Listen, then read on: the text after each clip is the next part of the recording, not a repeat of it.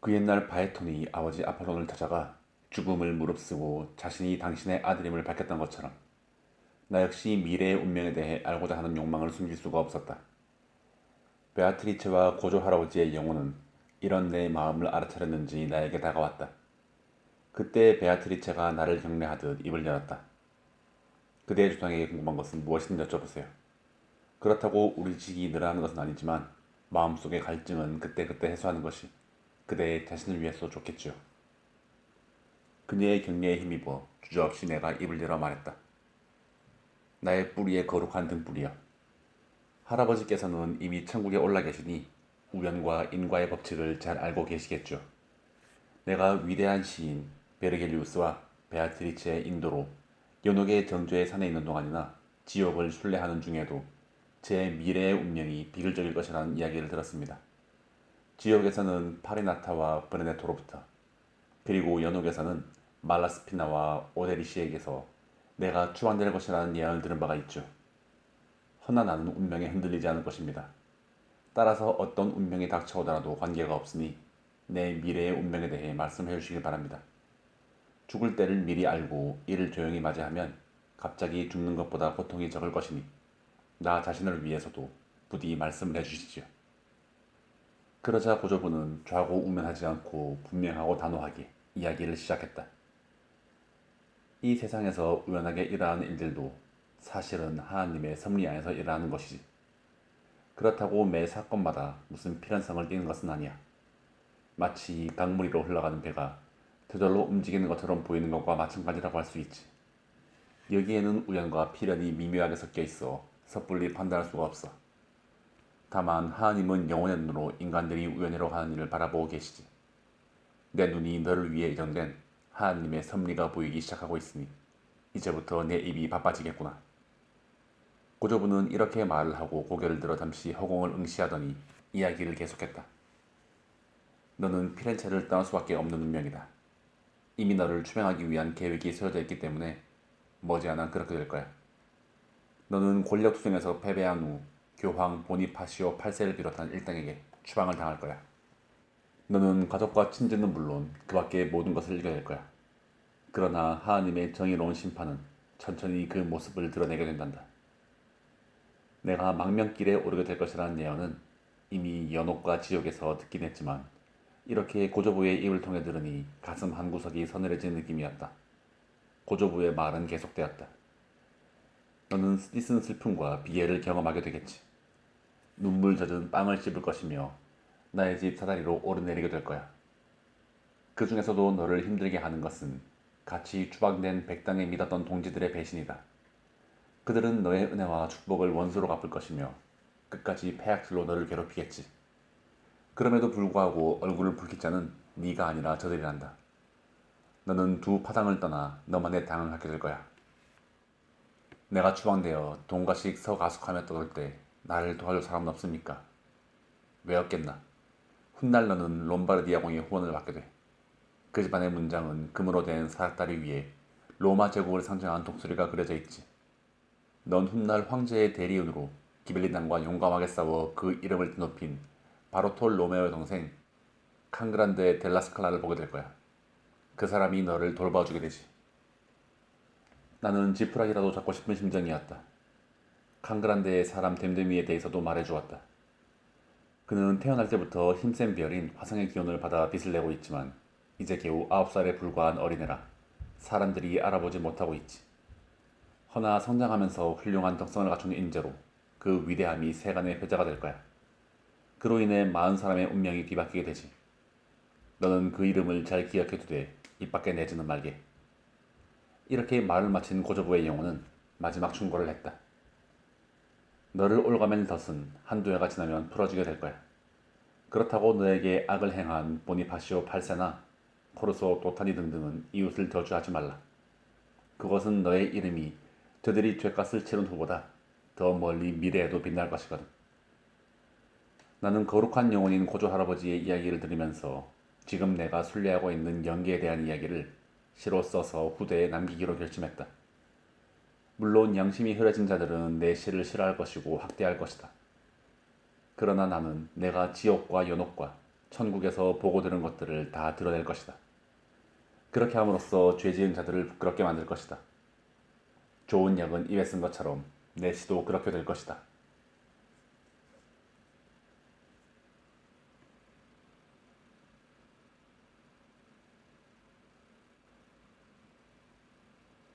나는 축복받은 영혼 고조부 카차구이다의 예언을 듣고 골똘하게 그 예언을 음미했다. 조만간 다가올 추방과 망명을 떠올리자 만감이 교차하는 심정으로 가만히 서 있었다. 추방과 망명이 쓴맛이라면 후일에 빛날 명성은 단맛이리라. 그때 내 거룩한 사랑 베아트리체가 미소를 지으며 말했다. 다가올 운명에 대한 태풍에 대한 생각으로 오늘을 망치지 마세요. 그대가 어디에 있든 그대를 지키는 하나님과 함께 내가 있다는 사실을 잊지 마세요. 그럼 위안이 될 테니까요. 나는 고개를 돌려 베아트리체를 바라보았다. 그녀의 눈을 바라보는 순간 사랑스러운 눈길이 내 모든 걱정과 욕망으로부터 나를 벗어나게 했다. 나는 그녀의 눈을 통해 하나님을 본 듯한 착각이 들었다. 인간의 말로는 표현할 수 없는 거룩한 아름다움이 거기에 깃들어 있었던 것이다. 그녀가 자상하게 말을 이었다. 그대의 조상 카차구이다에게 돌아가 더 말씀을 들어보세요. 천국은 내 눈속에만 있는 게 아니랍니다. 나는 몸을 돌려 거룩한 빛에 붉고 카차구이다 고조부의 영혼을 바라보았다. 여전히 찬란한 빛을 바라고 있었다. 그는 불꽃으로 자신의 의사를 전달했다. 지상의 나무는 뿌리에서 영양분을 받지만 천국에선 맨 꼭대기 하나님이 계시는 엠피레우에서 받는다. 여기 5번째 하늘인 화성천에 살고 있는 영혼들은 지상에서 덕망이 높았던 사람들이지. 그래서 시인들이 그들을 소재로 삼아 많은 시를 남기기도 했단다. 이제 내가 너를 위해 저들의 이름을 불러 하나씩 소개해 볼 테니 잘 보거라. 나는 고조부가 가리키는 영혼들에게 집중했다. 십자가의 뿔 모양을 이루는 양파를 보니 번갯불처럼 빛나는 영혼들이 보였다. 고조부가 첫 번째로 호명한 영혼은 여호수아였다. 그 다음 고조부가 호명한 영혼은 마카베오였다. 그 다음으로 신성 로마 제국의 첫 황제로 스페인의 사라센 사람들을 무찌른 영웅 샤르마뉴의 이름이 호명되었고, 뒤이어 공작의 몸으로 후일 소승이 되었던 구일리에모가 호명되었다. 영혼들의 이름이 호명될 때마다 십자가를 가로질러 달려가는 빛들이 번쩍거렸다. 다음으로는 사라센 사람으로 그리스도교로 개종한 용감한 수도승 르누아르의 이름이 호명되었고, 이어서 고드프루와 귀스카르 등의 이름이 호명되었다. 이렇게 고조부는 소개를 하고 다시 빛의 무리 속으로 들어갔다. 나는 몸을 돌려 베아트리체로 향했다. 그녀는 빛나는 광채를 뿜어내며 아름다움이 무엇인지를 드러냈다. 그러다 어느 한순간 그녀의 얼굴이 하얗게 변하는 것을 목도하면서 나는 화성천을 떠나 6번째 하늘인 목성천에 올라왔음을 직감했다. 우리를 받아들인 목성천의 영혼들은 하얗게 빛의 무리를 이루고 있었다.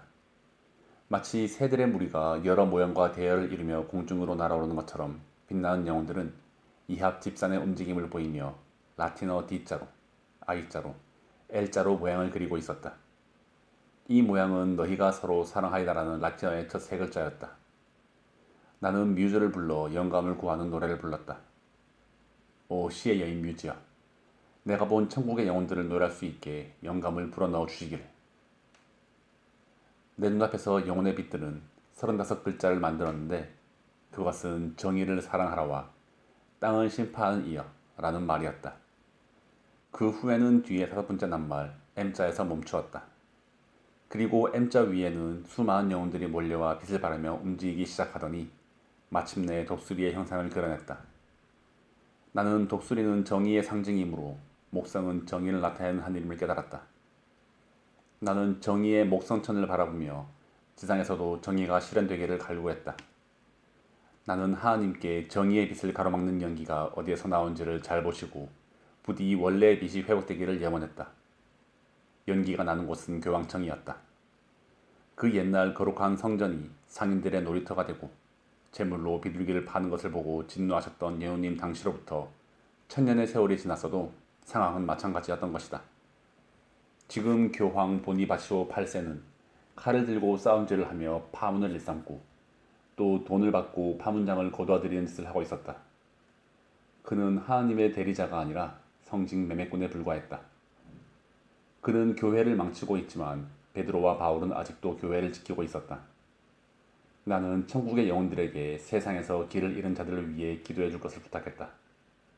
현재 교황은 세례자 요한에게 굳은 믿음을 가진 것이 아니라 금화에 요한이 새겨져 있어 그를 의지하고 있는 형국이니 교회의 부패와 타락을 어떻게 말로 다 할 수 있겠는가.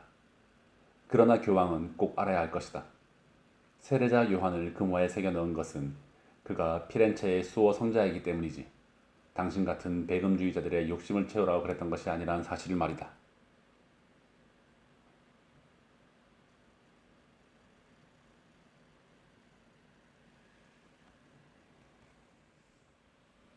내가 베아트리체와 함께 머물고 있는 6번째 하늘은 저 세상에서 정의를 실현한 영혼들이 거주하고 있는 곳이었다. 내가 교황청의 타락과 부패를 비판하고 독수리 형상을 한 정의의 영혼들에게 부디 지상의 교회가 원래의 거룩한 빛을 되찾게 해달라고 광고하고 있을 때에도 독수리 형상의 영혼들은 그 날개를 펼쳐 눈부시게 반짝이고 있었다. 그 모습은 아직까지 내가 그 어디에서도 한 번도 본 적이 없는 아름다운 광경이었다. 수많은 영혼들이 모여 독수리 형상을 하고 있었지만 그것은 하나로 된 인격체처럼 생각되었다. 신성한 상징을 한 독수리의 부리 모양을 한 곳에 있던 영혼들이 내 쪽으로 움직이더니 거기서 말소리가 흘러나왔다. 나는 하느님의 정의의 상징으로서 복성천에서 지복을 누리고 있답니다. 나는 제국의 처지로는 감히 바라볼 수조차 없는 하늘의 영광으로 높이 우러름을 받고 있지요. 그렇지만 지상의 악인들은 로마 제국을 기리면서도 정의를 지키지 않으니 그 죄업을 어찌 다시 쓸지 걱정이 이만저만이 아닙니다. 이렇게 말을 하는 정의의 영혼들은 무리를 이루고 있었으나 목소리는 하나였다. 이번에는 내가 나서 말했다. 내 영혼은 오랫동안 미지의 진리에 허기져 있었죠. 하지만 세상에서는 내 허기를 채워줄 만한 진리를 찾지 못했습니다. 그러니 부디 그대들이 내 진리의 허기를 채워주시기 바랍니다. 천국에는 하나님이 가지고 있는 정의의 거울이 있는 까닭에 그대들의 눈에도 정의가 비친다는 것을 알고 있습니다. 이만하면 내가 가슴속에 품고 있는 의문이 무엇인지 짐작을 하셨겠죠. 내 말을 들은 영혼들은 하나님을 찬미하는 노래를 부르다가 그 목소리 그대로 얘기를 시작했다. 하느님은 천지를 창조하시면서 우리에게 빛과 어둠을 주시고 그곳에서 살도록 모든 것을 만드셨습니다. 그분은 오직 말씀만으로 세계를 창조하셨죠. 그러나 피조물은 불완전한 존재였기에 그분의 완전한 권능을 받아들일 수가 없었지요. 그럼에도 천사장 루시퍼는 자신의 교만을 믿고 하느님의 은총을 기다리지 못한 죄 때문에 저 아래 지옥에서 고통을 당하고 있는 것입니다. 하물며 루시퍼보다 약한 인간이 하느님의 권능이 역사하시는 이 세계의 정의와 선이 의지를 어찌 다 헤아릴 수 있겠습니까? 하느님의 피조물 중 맨 처음 창조되었고 가장 뛰어났다는 루시퍼 역시 하느님의 은총 없이는 한낱 미물에 불과했다. 이 세상 삼라만상 어디에나 존재하시는 하느님은 믿고 따르는 자에게 당신의 지혜를 채워주시지만 그렇지 않은 자에게는 루시퍼처럼 정의의 심판으로 지옥으로 내치시는 것이었다. 그러므로 지상의 지혜로는 하느님의 정의를 판단한다는 것은 어불성설이었다. 하느님의 탁월성은 모든 피조물을 영원히 능가하며 무엇으로도 그분의 의지를 읽을 수가 없었다. 우리 피조물은 성경대로 살아야 하며 하느님은 완전하고 선하며 의롭다는 것에 만족해야 한다. 인간의 시각으로는 하느님의 깊은 지혜의 심연을 이해할 수가 없는 것이다.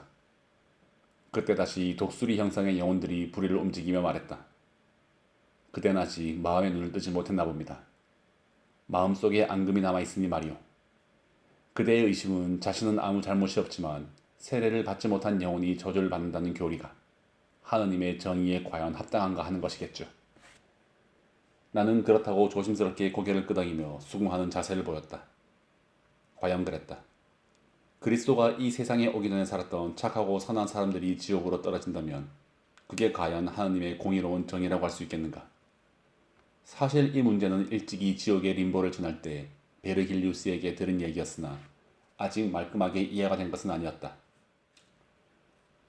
그대는 천리 밖에 있으면서 감히 심판의 자리에 앉아서 판단을 하려고 합니까? 인간은 가까운 것을 보고 하나님은 먼 데를 보십니다. 성경의 기계적인 해석은 문제가 있지만 인간은 성경의 권위에 의지하고 따라야만 합니다.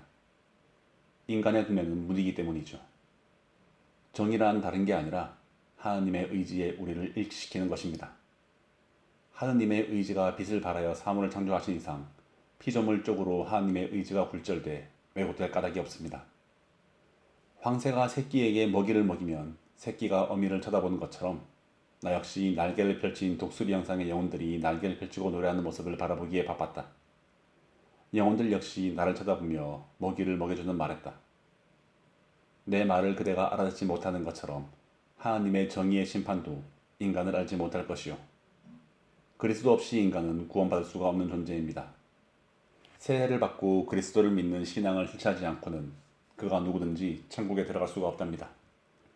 하지만 말로만 주님을 찾는 사람들은 이교도들보다 하나님 곁에서 더 멀리 있게 됩니다. 예수를 알지 못했거나 예수를 믿긴 믿었으나 실천 없이 입으로만 믿은 자들은 천국에 들어갈 수 없다는 말이었다. 이어 독수리의 영혼은 말로만 하나님을 섬긴 자들은 이교도인 에티오피아 사람들이 처벌할 것이라고 말했다. 그리고 그때 부유한 자들과 가난한 자들이 구별되며 온갖 쑥스러운 행적이 적혀있는 책이 펼쳐질 것이라고 일러주었다. 죽은 자들은 누구나 하나님 앞에 서게 되는데 그곳에서 생전의 행적이 기록된 책이 펼쳐져 있다고 했다. 따라서 죽은 자들은 책에 기록된 대로 심판을 받게 된다는 것이었다. 다시 독수리의 영혼이 입을 열었다. 그 책에는 오스트리아의 알베르트가 프라하를 침공하여 폐허시킨 일도 적혀있죠. 그는 대가는 받지 못했으나 황제가 되었다가 후에 생질에게 피살되었던 인물입니다. 아울러 전쟁 비용을 조달하기 위해 위조 화폐를 마구 증하했던 프랑스의 왕 필립 4세의 죽음에 대해서 적혀 있습니다. 그리고 스코틀랜드인과 잉글랜드인이 서로 땅을 놓고 벌인 전쟁에 대한 얘기도 적혀 있죠. 그 밖에도 스페인 왕 페르디난도 4세와 보헤미아의 왕 벤체슬라우스에 유약했지만 ը름했던 형제도 적혀 있습니다. 나는 독수리의 영혼이 불러있는 인물들의 사악한 행동에 눈살을 찌푸렸다. 그 밖에도 독수리의 영혼은 예루살렘의 왕이자 나폴리의 왕으로 악행으로 악명이 높았던 카를로 2세, 앙키세스가 장수를 누렸던 시칠리아의 왕으로 속이 토와 터지기로 유명했던 페테리코 2세 등의 행적도 책에서 밝혀질 것이라고 말하면서 덧붙였다. 욕심꾸러기였던 포르투갈 왕 디오니시오 아그리콜라, 노르웨이의 왕 야코나 7세를 비롯하여 왕위 쟁탈전이 일어났던 헝가리와 프랑스에 통합된 나바라의 그간의 행적이 책에 낱낱이 기록될 것이요. 벌써 이 모든 것들을 증거하듯이 키프로스 섬의 두 도시인 니코시아와 파마코스터는 짐승 같은 프랑스의 왕의 폭정으로 고통을 당하고 있는 것도 보이고 있소이다.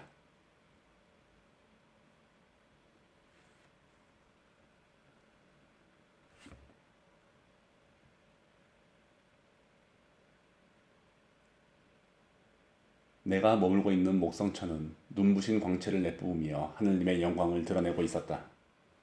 축복받은 영혼들이 빛의 무리를 이루어 단속적으로 하느님에 대한 찬미의 노래를 반복하고 있었다.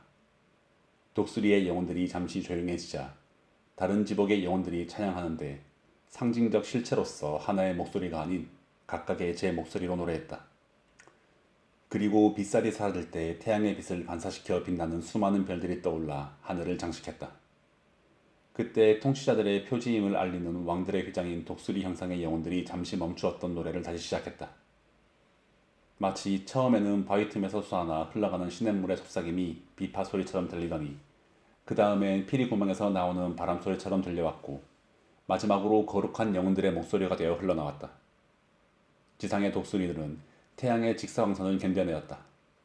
지금 내게서 사물을 보는 내 눈을 눈여겨보시오. 나는 그 말에 따라 사물을 보는 기관인 독수리 형상의 눈 부분에 있는 영혼들에게 시선을 집중했다. 독수리 형상의 눈을 구성하고 있는 빛들은 목성천의 중요한 영혼들이었다. 다시 목소리가 독수리 형상의 부리에서 흘러나왔다. 그댄 잘 보세요. 지금 눈이 되어 빛을 발하고 있는 5개의 별들은 이곳에서 가장 으뜸가는 영혼들이랍니다. 그들은 지상에서 정의를 실천한 통치자들이었죠. 먼저 눈동자로 빛나는 분은 다윗 왕이라오. 그는 언약의 궤를 메어 옮겼던 믿음의 전사이며 이스라엘의 왕이었죠. 또한 그는 거룩한 시로 하나님을 찬양했으며 하나님의 은총을 받았다오. 그는 하나님의 은총 중에도 가장 높은 지위와 상급을 받았죠. 여기까지 말을 마친 영혼은 차례로 5개의 빛나는 별들에 대한 소개를 시작했다. 그 다음 별은 트라야누스 황제입니다. 그는 눈썹처럼 아치 모양을 하고 부리에서 가장 가까운 곳에 위치하고 있죠. 이미 많이 알려진 이야기지만 그는 아들을 잃고 원수를 갚아달라는 한 과부의 말을 듣고 전장에 나가야 함에도 불구하고 과부의 원수를 갚은 다음 전장에 나갔던 어진 황제였죠. 그는 얼마 전까지 지옥에 있다가 교황 그레고리우스의 기도로 천국에 왔답니다. 천국의 행복을 맛본 그는 이제야 지옥에서 하나님을 따르지 않았던 것이 얼마나 큰 불행인가를 깨닫고 있는 중이죠. 독수리의 부리에서 나오는 목소리는 계속 이어졌다. 그대는 다윗 왕의 손자이자 유대의 왕이었던 히스기야를 알고 있겠죠. 지금 눈썹의 활 위에 자리하고 있는 별이 바로 히스기야랍니다. 그는 참회로 죽음을 늦추었죠. 하지만 기도가 오늘의 일을 내일로 미룰 수는 있으나 하느님의 영원한 심판은 바뀌지 않는다는 사실을 역설적으로 알려준 인물이었죠. 나는 영혼의 말에 수긍하지 않을 수 없었다. 하느님은 누구 할 것도 없이 개개인에게 그 소망을 실현시켜 주시고 계셨다. 나는 새삼 감사의 기도를 올렸다. 영혼이 말한 다음 별은 로마의 콘스탄티누스 대제였다. 그는 눈썹의 가장 꼭대기 부분에 위치하고 있답니다. 그는 로마 제국의 수도를 로마에서 비잔틴으로 옮겨 동로마 시대를 열었죠. 그 결과 로마는 교황에게 넘어가 버렸답니다. 그의 선의에도 불구하고 그리스도교의 나쁜 결과를 가져왔죠. 이후 로마의 정치 권력을 상실하게 되었고 제국은 내리막길을 걷게 되었죠. 그 뒤를 이어서 독수리의 영혼은 시칠리아 폴리아의 왕 굴리엘모 2세에 대해 말했다.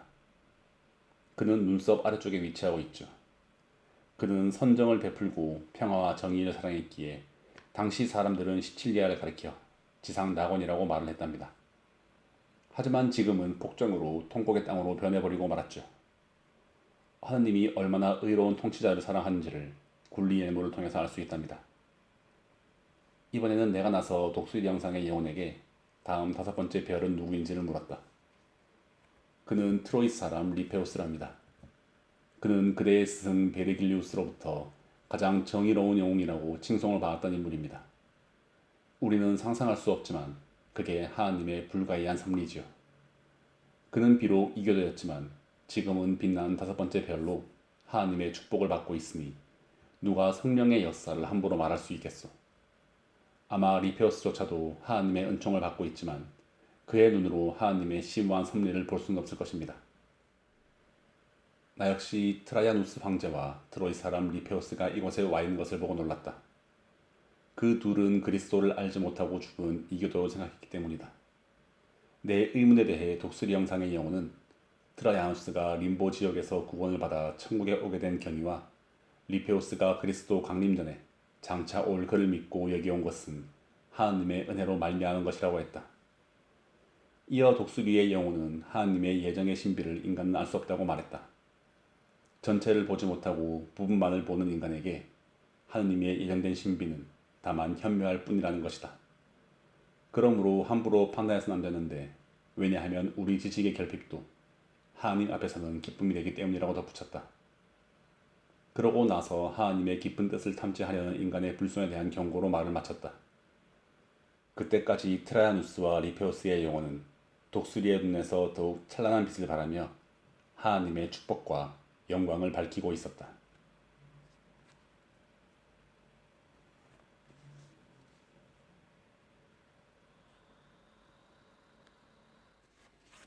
나는 문득 잊고 있었던 베아트리체를 생각하고 눈을 돌려 그녀를 바라보았다. 그녀의 아름다움은 더 높은 하늘로 올라갈수록 더욱 찬란한 빛을 뿜어냈다. 다만 그 까닭은 짐작할 수 없었지만 다른 때와는 달리 입가에서 그 특유의 밝은 미소를 볼 수 없었다. 전에 없는 그녀의 태도에 나는 내심 당황했다.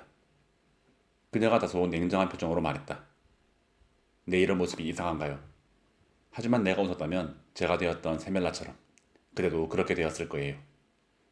베아트리체는 세멜라를 예로 들어 설명하며 내 시력을 보호하기 위해 웃지 않았다고 설명했다. 그대도 보았겠지만 나는 천국에 가까운 하늘에 올라갈수록 아름다워지고 더욱 강렬한 광채를 내뿜고 있습니다. 자칫하면 그 광채의 그대가 번개불에 맞은 나무 잎사귀에 처럼될까 걱정이 앞섰던 것입니다.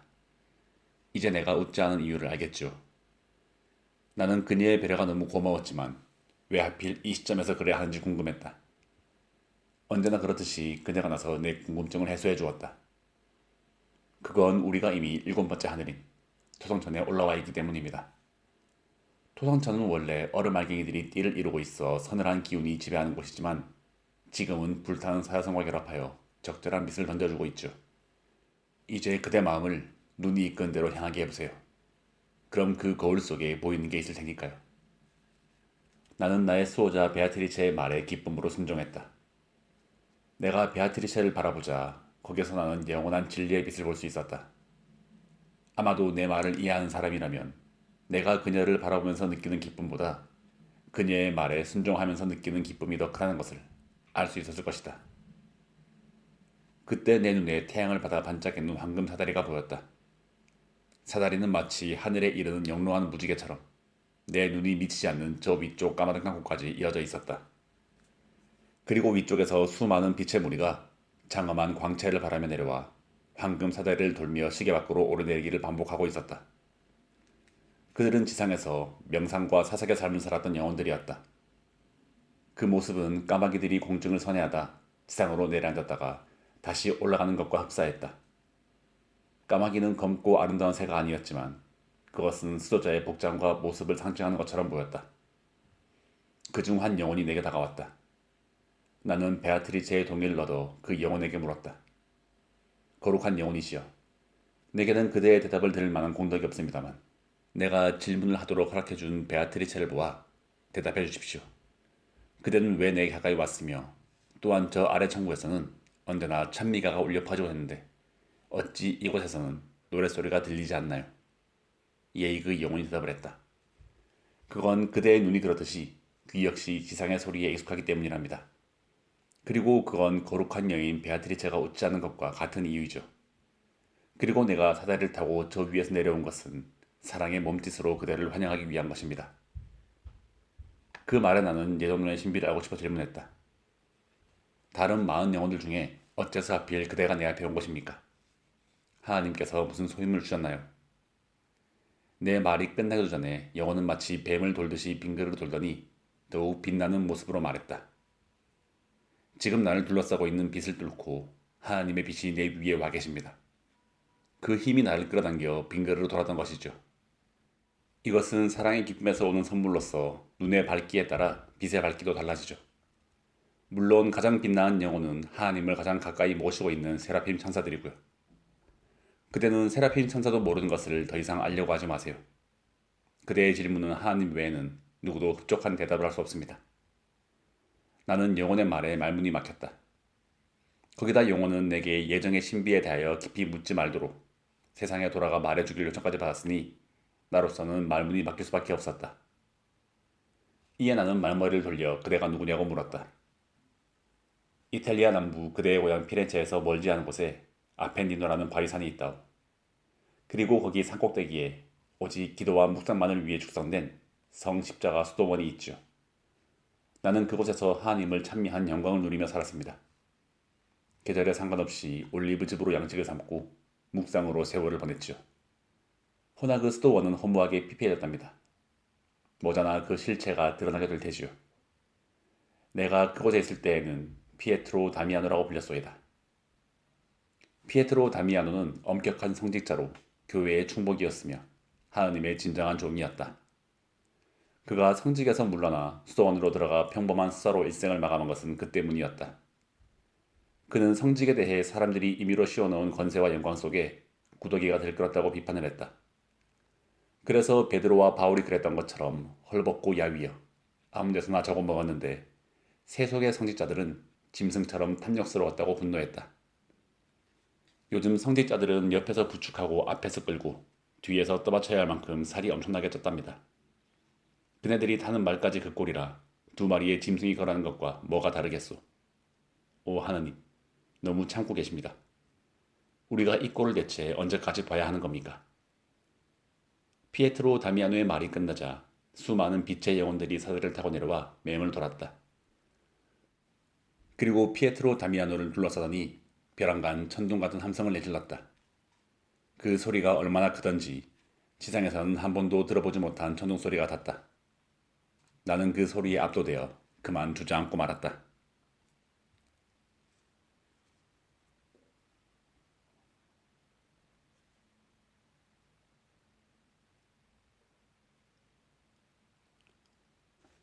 천둥 같은 함성에 놀라 주저앉았던 나는 겨우 정신을 차리고 베아트리체를 바라보았다.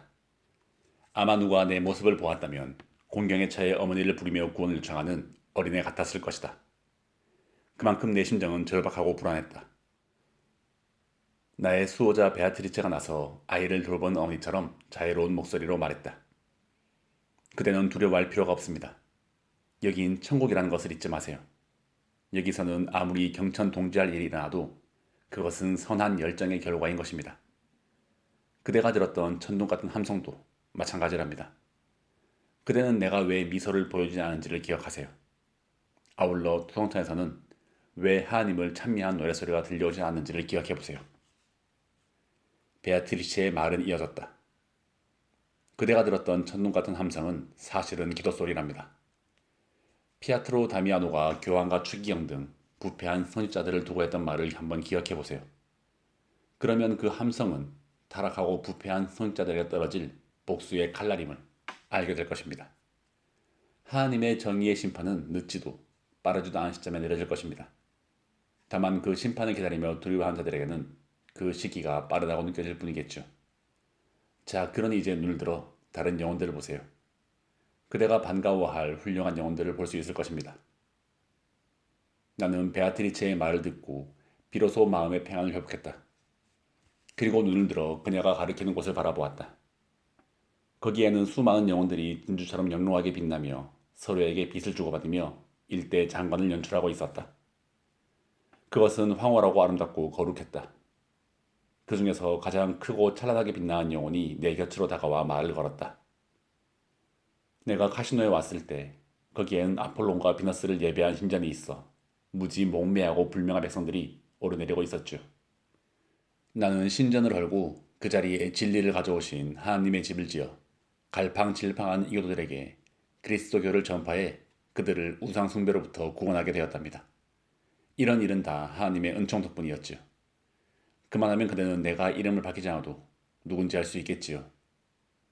나는 깜짝 놀라 휘둥그레진 눈으로 찬란하게 빛나는 영혼을 바라보며 나도 모르게 오, 성 베네딕투스여 하고 외쳤다.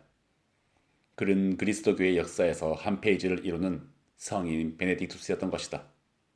이제 나는 그와 대면하고 있었다. 그는 성경에 나오는 예언자들과 비견될 정도로 수많은 이적을 행했는데 그럴수록 그를 시기하고 모함하는 사람들도 많았다. 그대는 내 생애에 대해 잘 알고 있소이다. 지금 이곳에 있는 영혼들은 생전에 묵상과 기도를 일삼은 자들이니 하나님에 대한 열정을 불태웠던 거룩한 영혼들이죠. 저기 보이는 이가 마카리오스이고 이쪽에 있는 이가 로무알도스라고 합니다.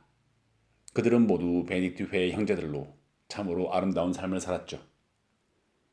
나는 베네딕투스와 두 영혼들에게 고개를 숙여 예를 표했다.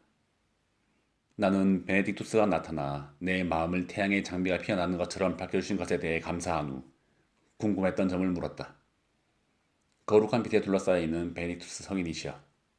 나는 당신을 둘러싸고 있는 그 휘황하고 찬란한 빛 때문에 당신의 모습을 볼 수가 없습니다. 부디 은혜를 베풀어 빛의 빗장을 풀어 당신을 뵙게 해주시기를 바랍니다. 그대의 소망은 항성천에 오르면 자연히 해결될 것이니 서두르지 마시오. 지금 그대의 눈으로는 볼 수가 없다. 우리의 황금 사다리가 그 끝까지 이어지고 있어 그대는 이곳에서 볼 수 없소. 거기는 지상의 시공간이 아무 의미도 없는 곳이죠. 하지만 야곱이 생전의 꿈속에서 천사들이 오르내린 사다리를 보았던 적이 있죠. 그게 하나님에 대한 사랑의 결과라는 것을 모르는 어리석은 사람들 뿐이니. 그래서 지금은 황금 사다리를 오르려는 사람들도 없고 뿐만이 아니라 내가 심혈을 기울여 완성한 회칙도 벌어져 먼지만 쌓여가고 있으니 이 얼마나 안타까운 일이란 말이오. 그에 따르면 지금 수도원의 회칙은 쓰레기가 되었고 수도원 돌담은 도둑의 소굴이 되었다고 비판했다. 아울러 수도승의 의복은 탐욕의 자루가 되었고 교회의 재산은 가난한 자를 위한 것인데 함부로 낭비하고 있다고 분노했다. 그는 작금의 교회와 수도원에 대해 절망적인 탄식을 쏘아낸 후 동료들과 함께 회오리 바람처럼 빙글 위로 돌며 사라졌다. 그때 베아트리체가 나타나 영적인 힘으로 나를 황금 사다리 위로 밀어올렸다. 순식간에 이루어진 일이었다. 우리는 이윽고 항성천에 올랐다. 나는 직감으로 나의 시적 재능이 여기 항성천의 별인 쌍자공으로부터 부여받았음을 알았다. 내가 피렌체에서 태어났을 때 쌍자궁이 태양과 함께 떠 있다가 몸을 숨겼다고 들은 바가 있었던 것이다. 내 별자리는 쌍자궁이었던 것이다. 나는 쌍자궁에게 이제 마지막 천국으로 들어가는 험난한 여정을 위해 기운을 달라고 간청했다. 이런 내 마음을 알고 베아트리체가 말했다. 그대는 지금 하나님을 뵙기 직전에 와 있습니다. 그러니 정신을 집중하고 맑고 예리한 눈을 갖추세요. 나는 그녀의 말에 마음의 준비가 끝났다는 결의를 내보였다. 그러고는 마지막 끝에 이르기 전에 지금까지 거쳐온 7개의 별들을 바라보라고 말했다. 그녀의 말대로 나는 7개의 별 저 멀리에 있는 지구를 바라보았다. 그 모양이 어찌나 작고 하찮게 보이던지 스스로 놀랄 지경이었다. 우주 전체에서 볼 때 지구는 참으로 미미한 존재였던 것이다. 그리고 그 위로 내가 거쳐온 금성, 수성, 토성, 화성, 목성이 차례로 아름답게 선회하고 있는 것이 보였다.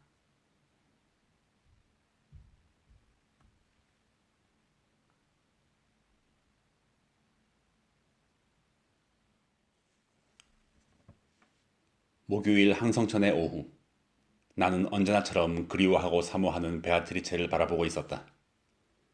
그녀는 무언가를 간절히 기다리는 모습으로 하늘을 우러러보고 있었다. 그 모습은 마치 새끼를 돌본 어미새가 날이 밝기를 기다리는 모습과 흡사했다. 나는 그 모습에 숭해지면서도 왠지 설레었다. 뭔가 특별한 일이 일어날 것 같은 예감이 들었던 것이다. 잠시 후 하늘이 밝아오자 베아트리체가 내게 말하는 말소리를 들었다. 그대는 잘 보세요. 저기 그리스도가 계산의 무리들과 함께 내려오고 있잖아요. 마치 그 모습이 전리품을 수레에 가득 싣고 귀환하며 위형을 과시하던 로마군처럼 보이지 않나요? 그대의 눈에도 하나님의 은총으로 구원의 열매를 가지고 오는 그리스도와 그 무리들의 모습이 보이겠죠. 내가 눈이 부셔 살짝 눈을 찌푸리고 바라보니 수많은 영혼의 들불이 그리스도를 뒤에서 에워싸고 빛나고 있었다. 살아있는 실체인 그리스도가 베아트리체를 통해 내게 투영되었는데 나는 그 빛이 두려워 도저히 감당할 수가 없었다. 그때 베아트리체가 말했다. 그대는 두려워할 필요가 없답니다. 저 빛은 이 세상 그 무엇으로도 막을 수가 없는 거룩한 빛이지요. 그리스도는 우리에게 길이자 진리이며 생명 그 자체이니까요. 누구든지 그리스도를 통하지 않고는 하나님에게 갈 수가 없답니다. 그대에게도 누누이 얘기했지만 그리스도는 우리 인류의 조상인 아담과 하와의 원죄를 대속함으로써 우리로 하여금 천국에 이르는 길을 열어놓으신 분이시죠. 나는 베아트리체의 말에도 불구하고 여전히 그리스도의 빛이 너무나 눈부시고 두려워 제대로 눈을 뜨지 못하고 있었다. 마치 정신이 육체에서 이탈한 황홀한 상태에 빠져들었다. 그 사이 그리스도는 내 시력을 회복시켜 주시기 위해 창화천으로 올라갔다. 그대는 눈을 뜨고 나를 바라보세요. 그대는 이미 내 미소와는 비교할 수 없는 예수 그리스도의 영광된 빛을 보았답니다. 그러니 그대는 이제 아무리 강렬한 빛이라도 감당할 수 있는 눈을 가지게 된 것입니다. 나는 그녀의 말을 듣는 순간 꿈에서 깨어난 듯했다. 비로소 베아트리체의 얼굴을 바라보았다. 그녀의 얼굴은 천사의 아름다움으로 더욱 빛나고 있었다. 내가 9뮤지의 막내인 폴리힘니아와 여러 자매들의 영광을 빌린다 해도 베아트리체의 빛난 얼굴과 웃음을 노래하기는 불가능할 터였다. 그러므로 천국을 노래하는 거룩한 신은 이성과 논리 밖에 있을 수밖에 없었다. 그댄 어째서 내 얼굴에만 넋을 잃고 그리스도의 축복 아래 피어오르는 지복의 영혼들을 보지 못하는가요? 어찌 성모 마리아의 빛인 장미와 성스러운 사우들의 무리인 백합이 만발한 꽃밭으로 눈길을 주지 못하는가요? 나는 베아트리체의 질식에 섞인 말을 듣고서야 그리스도의 거룩한 빛에 의해 활짝 피어난 천상의 꽃밭을 볼 수 있었다. 그때 한 천사가 다가오며 노래를 하기 시작했다. 오 그리스도여, 부족한 제 입으로 당신을 찬양합니다. 당신의 빛 아래에서 천국의 모습을 바라볼 수 있게 은총을 베풀어 주셨으니 감사의 기도를 올립니다. 저는 비로소 당신의 거룩한 사우들을 바라볼 수 있게 되었습니다. 천사는 이어 성모 마리아를 곱고 아름다운 장미의 비유에 찬양하며 온 누리에서 가장 아름다운 여인으로 노래했다. 성모 마리아는 지상에서나 여기 천국에서나 가장 거룩한 빛으로 빛나고 있었다. 그때 하늘 한가운데에서 횃불 하나가 내려와 성모 마리아의 머리에 왕관을 씌우고 그 주위를 감싸며 맴돌기 시작했다. 그 횃불은 바로 성모 마리아를 찬양했던 가브리엘 대천사였다. 가브리엘 대천사는 다시 한번 성모 마리아를 찬양했다.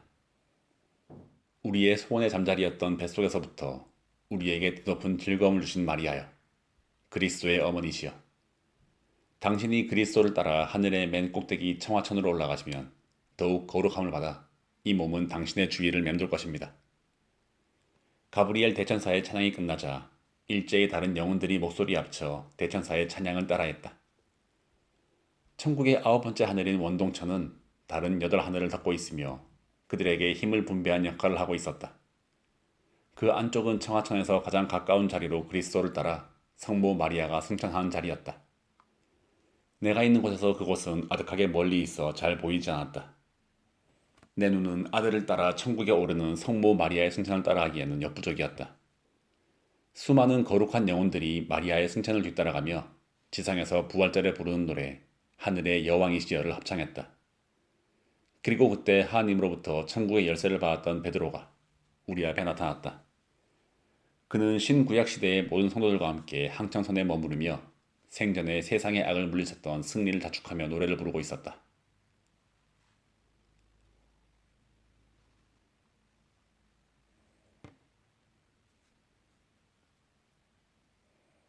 베아트리체는 항성천에 있는 축복받은 영혼들에게 내게 신의 샘물을 내려달라고 부탁했다. 하나님의 어린 양이신 그리스도여, 지금 제 옆에서 당신의 자식이 미리 잔치상에 앉아 있으니 이 어인 축복인가요?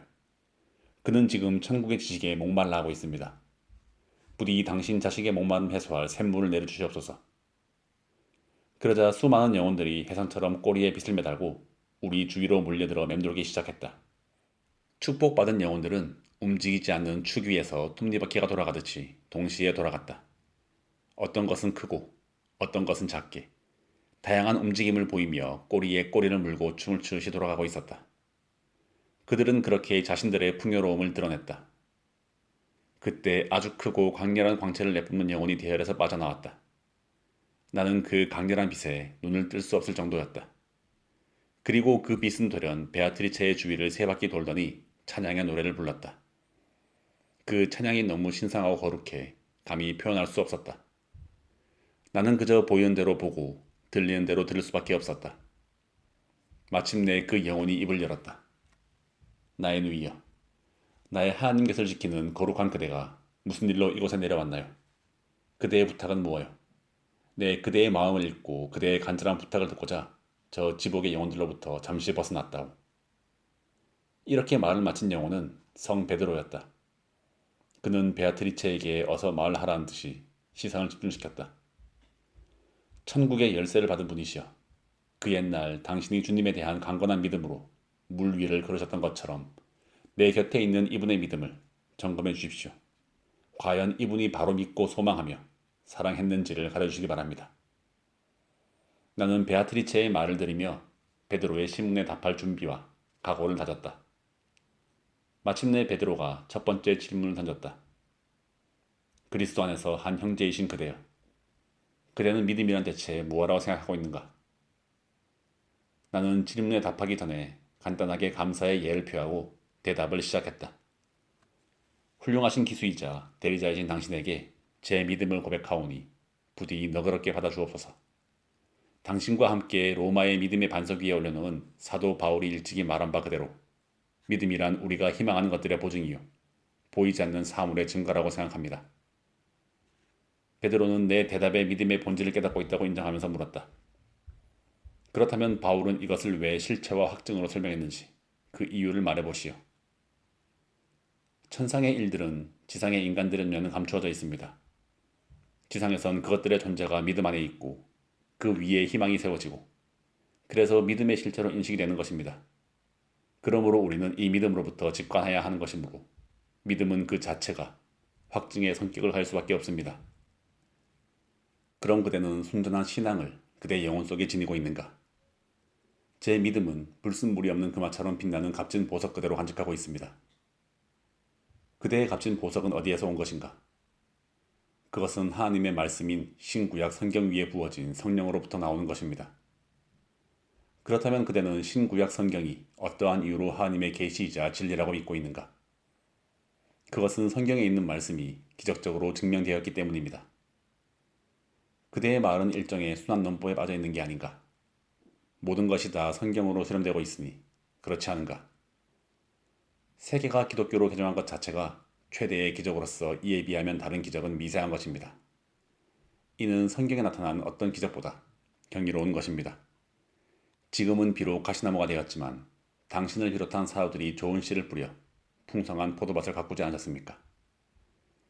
이처럼 교리문답을 하는 듯한 대화가 끝나자 그는 흡족한 듯 웃었다. 나는 부활절 새벽에 당신께서 요한 사도와 함께 예수의 무덤에 들어가 직접 사실을 확인한 믿음을 칭송했다. 그리고 하나님에 대한 내 믿음과 그 원인에 대해 나는 삼위일체의 교리에 근거하여 성서와 아리스토텔레스의 철학을 가지고 설명했다. 그때 천상에서 저희는 하나님을 찬미합니다. 라는 노랫소리가 들려왔고 베드로가 내 주위를 세 번 돌고 나서 축복을 해주었다.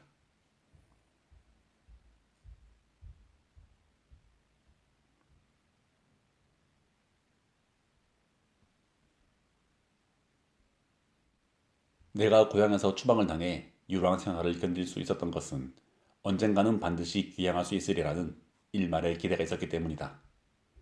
나를 추방한 피렌체의 일대들은 지금 자기들 세상인 양 날뛰고 있었다. 그들에게 어린 양들은 먹잇감에 불과할 뿐이었다.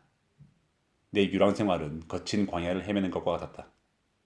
하지만 하나님은 나를 광야의 길 잃은 어린 양으로 내버려 두지 않으셨다. 전능하신 하나님께서 나를 돌보아 지금 여기 천국에서 사도 베드로의 축복을 받는 영광까지 누릴 수 있었던 것이다. 내가 이렇게 과거의 회상에 빠져있는 동안 빛나는 영혼의 불꽃이 나타났다. 불꽃은 역시 베드로가 나왔던 빛의 무리로부터 나왔다. 그 모습을 보고 베아트리체가 다소 흥분한 후 외쳤다. 저길 보세요. 성 야고보가 오고 있어요. 사람들이 산티아고로 순례하는 것은 바로 저분의 무덤 때문이죠. 야고보의 영혼은 베드로가 그랬던 것처럼 우리 주위를 둘러싸고 맴돌았다. 내가 볼 때 야고보와 베드로의 만남은 마치 비둘기가 대짝을 만나는 것처럼 융순 깊었다.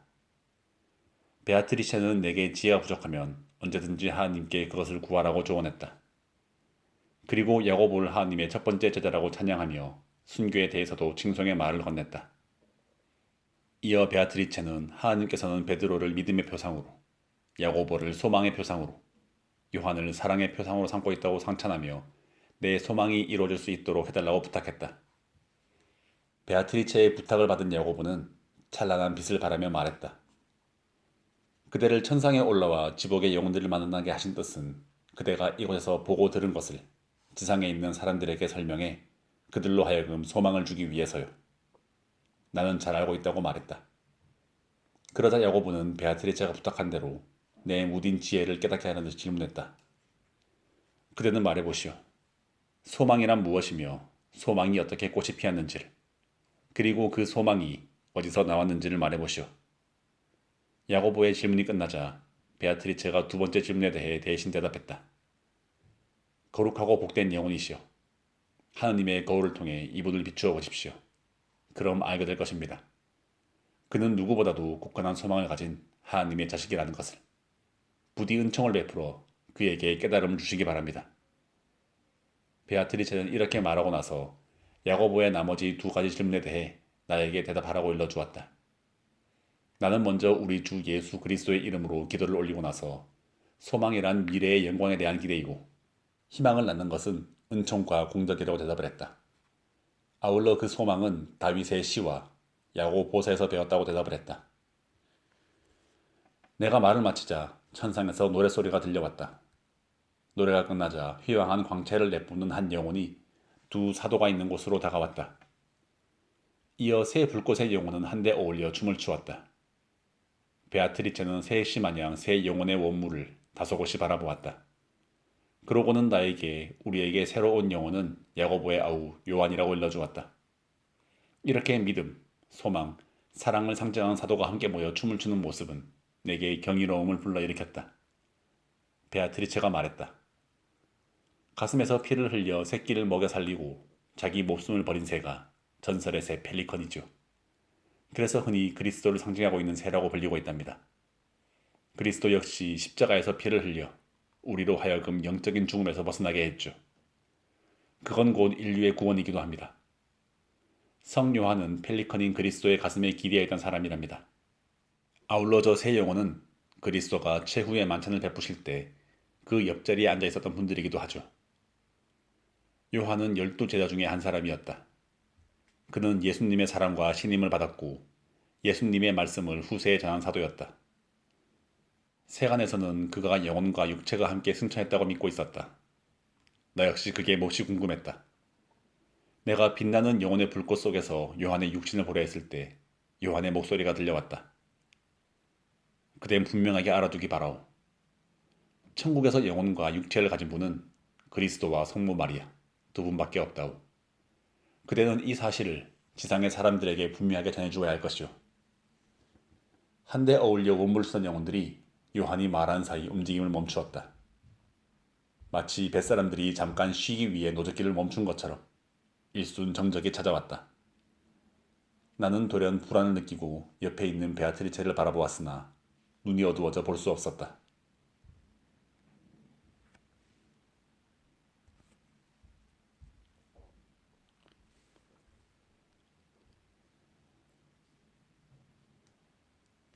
나는 지상에서의 욕심을 버리지 못하고 교만하게 성 요한의 영혼이 내뿜는 광채를 뚫고 그의 육신을 보려고 했다가 눈이 멀어버렸다. 내가 암흑 속에서 손을 내저으며 더듬거릴 때 한 목소리가 들려왔다. 바로 요한의 목소리였다. 그댄 걱정하지 마시오. 잠시 나로 인해 시력을 상실한 것이니 걱정할 필요는 없소이다. 시력을 회복할 때까지 나와 사랑에 대하여 얘기하는 것은 그것에 대한 보상이 될 거야. 나를 안심시키는 말이었으니 정작 나를 지켜주는 베아트리체가 보이지 않았다. 요한에게 나는 베아트리체의 행방을 물었다. 베아트리체의 일은 걱정하지 않아도 돼요. 그대의 시력은 그녀의 의지에 따라 회복될 것이오. 그녀에게는 아나니아의 손과 같은 능력이 있소이다. 나는 비로소 요한의 말을 듣고 마음의 안정을 찾았다. 이윽고 요한은 나의 영혼이 향하는 곳이 어디인지를 물었다. 나는 즉각 내 영혼은 하나님의 사랑과 하나가 되는 곳으로 가고 있다고 말했다. 그러자 요한은 하나님의 진정한 본래의 사랑에 대해 물었다. 하느님의 사랑을 가르치는 알파와 오메가이시죠. 그것은 이미 당신께서 성경 첫 구절에 기록해 놓으셨던 것이 아닙니까? 내 안에 하나님의 사랑이 머물게 된 것은 성경과 교회의 가르침이었죠. 나는 사랑의 대상을 선이라고 보았습니다. 하나님의 사랑도 마찬가지입니다. 하나님의 사랑밖에 있는 선은 선이 아닙니다. 이러한 사실은 철학적인 논증을 통해서도 드러나는 것인데 아리스토텔레스의 제1원인으로 신의 존재를 증명하는 데 사용했던 것이다. 나에게 실체로서의 사랑을 가르쳐준 사람은 아리스토텔레스였다. 물론 요한을 통해서도 나는 하나님의 진리에 대해 많은 깨달음을 얻었다. 나는 그 점에서 요한에게 고개 숙여 감사를 했다. 요한은 내 얘기를 듣고 만족한 것 같았다. 요한은 그 밖에도 내 영혼이 하나님께 향하고 있는 다른 이유가 있는지를 물었다. 나는 예수님의 죽음과 부활을 통해 영생의 길이 있음을 알게 되었고 하나님의 완전한 사랑을 알게 되었다고 말했다. 내가 말을 마치자 하늘에 노랫소리가 울려 퍼졌다. 마치 내 말에 아멘 하고 화답을 해준 형국이었다. 베아트리체도 이를 어여삐 여겨 거룩하도다, 거룩하도다, 거룩하도다를 세 번 외쳤다. 그리고 멀리 비치는 눈빛으로 내 눈에서 온갖 티끌을 씻어주었다. 그러자 내 눈은 전보다 훨씬 더 밝아지며 잘 보이는 것 같았다. 내가 시력을 회복하고 처음 본 것은 어느새 우리 앞에 와 있는 빛나는 영혼이었다. 다시 베아트리체가 말했다. 저 눈부신 빛 속에는 인류의 조상 아담이 있답니다. 그는 하나님이 콧김을 불어넣어 생명을 주었던 분이죠. 지금은 자신을 창조한 하나님을 항상 우러르고 있답니다. 그러니까 나는 지금 인류 최초의 조상과 대면하고 있는 중이었다. 나는 그 순간 여러 가지 의문이 생겨 질문을 하고 싶은 강렬한 충동에 휩싸였다. 나는 아담에게 부디 내 의문을 해주달라고 간절하게 호소했다. 그러자 인류 최초의 사람 아담의 목소리가 흘러나왔다. 그대가 굳이 말하지 않더라도 나는 그대의 의문을 모두 다 알고 있어이다. 그건 바로 하나님의 거울이 있기 때문이죠. 이 거울은 세상 만물을 비추고 있지만 어떤 피조물도 스스로는 그 거울에 자신을 비출 수 없습니다. 그대의 의문은 내가 얼마 동안 지상 낙원에 머물렀으며 이후 하나님의 구원을 받기까지 얼마나 오랜 세월을 보냈는지, 그리고 하나님께서 분노한 이유와 내가 최초로 사용했던 언어가 무엇인가 한 점이겠죠. 아담은 정확하게 내 의중을 꿰뚫고 있었다. 그는 계속해서 내 의문을 해소해주기 위해 작정한 듯 말을 이었다. 그대는 내가 에덴 동산에서 금단의 열매를 먹었기 때문에 낙원에서 추방되었다고 알고 있어. 그렇다면 그건 잘못된 것이오. 내가 추방된 것은 사실 하나님이 인간에게 준 고귀한 선물인 자유의지를 남용했기 때문이오. 내 교만이었죠. 전능하신 하나님의 권위와 감히 버금가고자 하는 교만이 크나큰 죄를 불러왔던 것이오. 그리고 그 때문에 여기 천국에 오기까지 수많은 세월이 필요했던 것이오. 아담은 지상에서 930년, 지옥의 림보에서 머문 4302년을 합하여 5232살이 된다. 이것이 림보에서 그리스도를 만날 때까지의 나이였다. 아울러 아담이 에덴 동산에서 썼던 언어는 함의 자손인 니므롯 족속들이 바벨탑을 쌓기 훨씬 이전에 사라져 버렸다고 말했다. 또한 언어는 이성의 산물이며 세월이 흘러감에 따라 변하는데 하나님을 한때는 엘로힘이라고 하더니 훗날엔 야훼라고 부른 것이 그러한 예라고 일러주었다. 마지막으로 아담은 죄짓지 않은 순결한 몸으로 낙원에서 머문 시간은 7시간이었다고 말했다.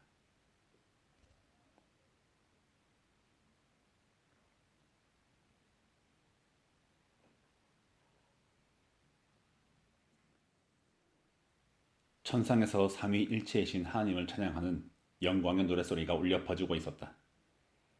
나는 그 아름답고 거룩한 화음에 빠져들었고 우주의 미소를 보는 듯했다. 하늘의 모든 영광이 성부와 성자와 성령께 있을진저. 천상에 축복받은 영혼들이 신성한 잔치를 벌이며 하나님께 영광을 돌리는 노랫소리는 나로 하여금 과연 이곳이 천국임을 실감케 했다. 풍요로운 축복받은 영혼들이었다. 내 앞에는 베드로, 요한, 야고보, 그리고 아담의 영혼이 강렬한 빛을 발산하며 타오르고 있었다. 그중 베드로의 영혼이 붉은 빛을 띠며 가장 강렬하게 타올랐다. 그 순간 찬양의 노랫소리가 멈추었다. 하나님의 섭리가 작용했던 것이다. 그리고 베드로의 목소리가 흘러나왔다. 내 얼굴색이 변했다고 해서 놀라지 마시오. 여기 있는 거룩한 영혼들도 내가 말하는 동안 얼굴색이 변하게 될 것이오. 이어 베드로는 자신의 후계자들과 교회를 신랄하게 책망하기 시작했다. 하나님 주신 내 자리는 비어있죠. 지상에 교황이 있으나 이미 그 자리를 더럽혔으니 하나님이 보시기에는 비어있는 것과 같은 것이죠. 그들은 내 분묘를 더럽히고 악취가 진동한 시궁창으로 만들어버렸어. 그들은 하나님의 성소를 도둑의 소굴로 만들어버린 예루살렘의 성전처럼 타락하고 부패했어. 하나님의 어린 백성들이 그로 인해 고통을 받고 있으니 이 얼마나 통탄할 일이 아니겠소. 지옥에 떨어진 루시퍼가 그 모습을 보고 웃고 있다는 사실을 알고나 있는지 모르겠소. 베드로의 분노와 탄식이 끝나자 나는 무거운 마음으로 하늘을 바라보았다. 내 마음과는 달리 천상의 하늘은 붉은 빛깔로 곱게 물든 구름들로 신비한 비경을 보여주고 있었다. 어디서나 우리 마음과는 다르게 하나님의 역사는 이렇듯 우리의 예상을 벗어나서 때로는 전혀 알 수 없는 풍경을 보여주는 것인지도 모르겠다. 베아트리체를 비롯한 모든 영혼들의 얼굴도 구름처럼 다 붉은 색깔로 변해 있었다. 베드로의 말 그대로였다. 그것은 또한 예수님이 골고다 언덕에서 돌아가신 후 온천지가 캄캄한 어둠으로 뒤덮였던 일시의 풍경과도 같았다. 그때 다시 베드로의 격정적인 목소리가 들렸다. 교회는 순교의 피로 이어졌다오. 내 첫 번째 후계자 리누스는 사투르니스에 의해 처형되었죠. 두 번째 후계자 클레투스 역시 순교의 피를 뿌렸답니다. 이렇게 피로 이어진 교회는 결코 황금을 쌓아두는 곳이 아니란 말이외다. 베드로의 음성은 점잖았지만 그 속에는 엄중한 분노와 질책을 담고 있었다. 그 뒤로도 순교는 이어졌죠. 식스투스, 피우스, 갈릭스투스, 우르바누스 등 네 교황도 순교의 피를 뿌렸죠. 그들은 죽는 순간까지 하나님의 은총으로 충만했습니다. 베드로와 사도들의 뜻은 교황파와 황제파로 나뉘는 것이 아니었다. 베드로에 맡겨진 열쇠는 싸움의 깃발에 문장을 새기기 위한 것도 아니었다. 장사나 거짓의 특전이 되기 위한 옥새도 아니었다. 예수님은 이미 이러한 사실을 예견하시고 거짓 예언자를 조심하라고 했다. 그들은 양의 가죽을 쓰고 나타나지만 속에는 사나운 이리가 들어있다는 경고였던 것이다. 현재 교황 요하네스 22세는 자리에 앉자마자 죄악만 키워가고 있고 전임 교황 클레멘스 5세는 교황청을 아비뇽으로 옮긴 장본인이었다. 그는 순교자들이 피를 뿌려 시켜온 교회를 사유화하고 추악한 악의 소굴로 만들어버렸다. 베드로는 깊은 한숨을 내쉬며 말했다. 그러나 걱정만 할 일은 아니죠. 스키피오가 로마 제국의 영광을 세계에 높였듯이 하나님의 섭리가 교회를 구할 것이기 때문이죠.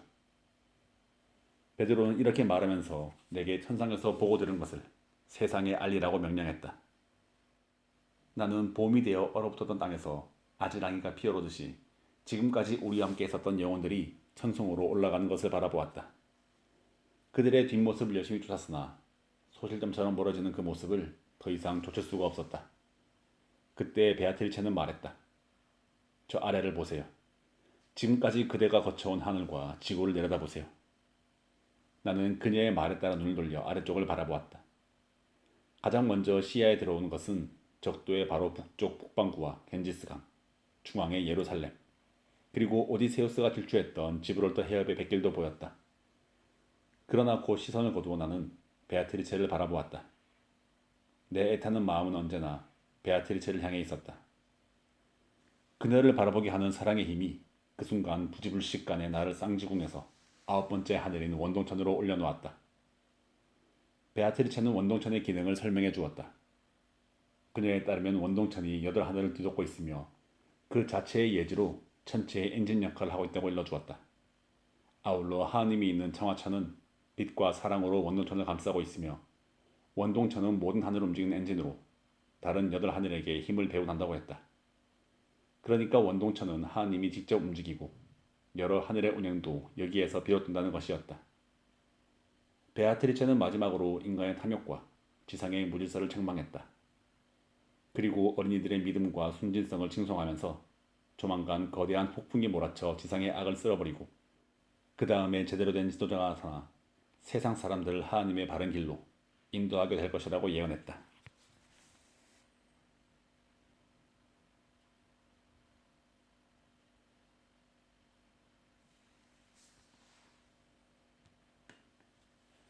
아홉 번째 하늘인 원동천에는 하나님과 천사들이 살고 있었다. 나는 베아트리체가 지상의 인간들의 탐욕과 무질서를 비판하며 말을 마치자 그녀의 눈에 비친 아주 맑은 빛을 보고 하늘로 시선을 옮겼다. 그것은 바로 하나님의 빛이었다. 그 원점 둘레를 햄부리처럼 둘러싸고 천사들이 9개의 불바퀴가 돌고 있었다. 하나의 불바퀴가 원동천의 둘레보다 더 빠른 속도로 돌고 있었다. 이 불바퀴는 8개의 다른 바퀴들에 감싸여 있었다. 그런데 원점에서 먼 바퀴일수록 점차 속도가 느려지고 있었다. 그 모습은 말로 표현할 수 없는 장관이었는데 무지개의 여신인 이리스의 솜씨도 이에 미치지 못했다. 중앙 원점을 이루는 하나님의 빛과 가까이 있을수록 천사들의 풍계가 높아지고 거기서 멀수록 낮아졌다. 나는 9개의 별이 지금 눈앞에 보이는 불의 바퀴와 서로 어긋나고 있는 것은 아닌지 의문이 들었다. 다시 말해서 천사들과 하늘의 서열이 반대되는 것에 의문이 생긴 것이다. 베아트리체가 내 의문을 읽고는 말했다. 그대가 보는 별의 둘레의 크기로 판단해서는 안 되고 그 별을 지배하는 천사들의 힘에 의해 판단을 해야 한답니다. 하나님께 가장 가까이 있는 세라핌 천사가 지구에서 가장 먼 원동천을 지배하고 있으므로 세라핌 천사가 원동천에 상응하는 것이 그대에게 거꾸로 보였을 뿐이죠. 천사들의 풍계에 따라 각각의 하늘을 지배하고 하나님과 가깝고 먼 정도에 따라 정확히 상응하고 있음을 알 수 있을 거예요. 베아트리체의 말을 듣고 보니 비로소 이해가 되었고 내 머리는 다시금 맑아지는 기분이었다. 그녀의 논리적이고 정연한 설명은 진리를 하늘의 별처럼 확연하게 드러냈다. 베아트리체가 말을 마치자 하나님을 둘러싼 9바퀴가 장렬한 쇳덩이처럼 빛을 발산하며 돌아가고 있었다. 하느님의 의지에 따라 9천사들과 그들이 다스리는 하늘이 한 점의 오차도 없이 정확히 상응하며 돌아가고 있는 것이다. 잠시 후 원동천의 모든 영혼들이 하느님을 향해 호산나를 외치며 합창을 하고 있었다. 천사들의 합창은 세 무리로 구성되어 있었다. 베아트리체는 세 합창대로 나뉘어 있는 천사들의 서열과 그들의 기능을 설명해 주었다. 9 천사들은 세 갈래로 나뉘어져 있습니다. 하나님과 가장 가까운 1등급 천사는 세라핌과 케루빔과 트로니 천사랍니다. 이들은 각각 치품 천사, 지품 천사, 좌품천사라고도 불리며 각각 원동천과 항성천과 토성천을 맡아 다스리고 있죠. 베아트리체는 이렇게 1등급 천사들의 이름과 그 역할을 일목요연하게 정리해 주었다. 그 다음 천사는 2등급 천사들인데 이들은 1등급 천사 바로 아래에 위치하고 있답니다. 도미나티오는 주품천사로 목성천을 맡아 다스리고 비르투테스는 역품천사로 화성천을 맡아 다스리며 포테스타테스는 능품천사로 태양천을 맡아 다스리고 있죠. 호산나를 합창하던 천사들이 바로 이 2등급 천사들인데 이들이 세 가지 선율로 하나님을 찬양한 노래를 부르고 있죠. 이어 베아트리체는 지금은 우리와 가장 멀리 떨어져 있는 3등급 천사들에 대한 설명으로 이어졌다. 마지막 3등급 천사 프린키파투스는 곰품 천사로 금성천을 맡아 다스리고 아르칸겔루스는 대천사로 수성천을 맡아 다스리고 있죠. 마지막으로 우리와 가장 멀리 있지만 지구와는 가장 가까운 오르간천을 맡아 다스리는 천사가 안겔루스가 있답니다. 이들 천사들 역시 청하천에 있는 하나님을 우러러보고 있죠. 베아트리체가 알려준 천사들의 품계 분류는 디오니시우스가 발견한 것을 그대로 따르고 있었다. 여기서 나는 베아트리체에게 수도자 출신의 교황 그레고리우스 1세가 구품 천사론의 이의를 제기했던 사실을 상기시켰다. 그는 자신을 하나님의 종으로 자처했던 인물이었다. 무슨 이유가 있었는지 모르지만 그는 천사들의 품계 중에 7번째 공품 천사를 5번째 역품 천사의 자리에 두었고 역품 천사는 7번째 공품 천사의 자리에 두었던 것이다. 일설에 따르면 교황이 어느 문명인의 말을 듣고 그렇게 천사들의 품계를 바꾸어 놓았다고 전해지고 있다. 베아트리체는 이 같은 일은 지상에 있는 인간들이 무지몽매하기 때문이라고 한마디로 잘라 말했다. 그녀는 나중에 그레고리우스가 천국에 와서 눈을 번쩍 띄었을 때 쓴웃음을 지었다는 사실도 일러주었다. 결국 디오니시우스가 옳았고 그레고리우스 1세가 틀렸던 것이다. 그것은 디오니시우스가 바울에게서 바른 진리를 들었기 때문이다.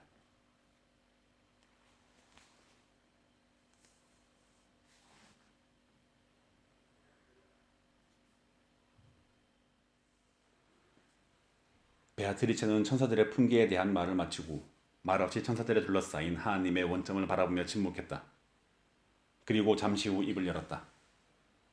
그대가 말을 하지 않아도 나는 그대의 마음속에 있는 의문을 알고 있습니다. 언제 어디서나 하나님은 모든 것을 둘러보시고 있기 때문에 그대의 소망을 알 수가 있죠. 난 어서 내 소망을 이루어달라고 간청했다. 하나님께서 천지를 창조하신 것은 우리 인간들에 대한 끝없는 연민과 사랑 때문입니다. 당신께서는 이 세상 만물에 자신의 존재성을 부여하셨죠. 하나님의 창조는 필연적인 결과가 아니에요. 다만 영원한 사랑으로 자신의 피조물을 창조하셨고 우리 피조물은 하나님의 사랑을 어머니의 젖처럼 먹고 살 수밖에 없는 존재이죠. 나는 그녀의 말에 고개를 끄덕이며 창세기에 땅이 혼돈하고 고요하며 흑암이 깊은 위에 있고 하나님의 신은 수면에 운행하시라는 말씀을 떠올렸다. 하나님이 이 세상을 창조하기 전의 풍경을 보여주고 있는 말씀 그대로 하나님은 창조 이전에도 쉬지 않고 있었던 것이다. 베아트리체가 말을 이었다. 하나님은 완전체이십니다. 당신께서는 그 무엇으로도 움직여지지 않고 오직 스스로만 움직이는 분이시죠. 하느님은 영혼을 뛰어넘는 유일무이한 고귀한 존재이죠. 삼위일체로부터 본질을 구성하는 완전한 존재가 나타나는 것입니다. 여기서부터 새 피조물이 형상과 물질과 그 혼합물이 현현하는 것이죠. 시공을 초월해 계신 하나님께서는 순수 형상인 천사, 제천, 그리고 인간을 창조하시고 천체의 질서를 창조하셨던 것입니다. 하나님이 창조한 이 세 피조물은 처음과 마지막의 구별 없이 모두 동시에 창조가 되었죠. 아니 그렇다면 그 세 피조물 사이에 우선순위도 없다는 말인가요? 제롬에 따르면 천사들은 다른 피조물보다 훨씬 전에 창조가 되었다고 주장한 것으로 아는데요. 성경을 잘 기억해 보세요. 창세기를 보면 내 말이 맞다는 것을 알 수 있을 테니까요. 일찍이 위대했던 신학자 토마스 아퀴나스는 성경을 인용해 제롬의 주장을 반박한 바가 있습니다. 그렇지 않더라도 그대의 의문은 성경의 말씀은 자치하고 자연의 논리에도 어긋나는 것입니다. 그대의 말대로라면 하늘을 움직이는 천사가 한도 없이 창조되었다는 논리적인 모순에 처하게 되죠. 나는 베아트리체의 논박을 받고서야 비로소 명백하게 하나님의 섭리를 깨달았다. 그와 동시에 어떻게 창조되었는지 그리고 어디에 위치하고 있는지 궁금해졌다. 천사들의 창조는 청하천에서 시간을 창조하기 전에 하나님의 순수한 사랑의 행위로 말미암은 것입니다. 일부 천사들은 하나님을 배반하고 거역하며 타락한 경우도 있죠. 그것은 일부 천사들의 교만 때문이었죠. 선한 천사들은 언제 어디서나 하나님으로부터 눈을 떼지 않고 있답니다. 물론 지금 이 천상에 그런 천사는 없죠. 그들은 이미 하나님을 거역하는 순간 네 개의 원소인 땅, 물, 불, 바람으로 분해되어 땅으로 떨어져 버렸답니다. 나는 베아트리체에게 지옥에서 만났던 마왕 루시퍼를 떠올리며 감히 어떻게 반응할 수 있었는지 물었다. 이에 대해 그녀는 하나님이 피조물에게 은총의 선물로 주신 자유의지를 절제하지 못하고 교만하여 남용했기 때문이라고 일러주었다. 아울러 그녀는 천사는 인식하거나 기억하거나 욕망하지 않는다고 말했다. 왜냐하면 그들은 모든 것을 하나님을 통해 보기 때문이라고 덧붙이면서 그렇게 보면 과거나 미래까지 볼 수 있기 때문에 굳이 인식하거나 거역할 필요가 없다는 것이었다. 베아트리체는 지상에서 잘못된 가르침 때문에 천사들의 다른 성질에 대해서는 많은 혼란이 있다고 말했다. 아울러 천사 얘기의 주제에서 벗어나서 그녀는 지상에서 잘못된 성경의 학설과 잘못을 가르치는 설교자들을 꾸짖었다. 어떤 엉터리 설교자들이 이런 말을 하고 있죠.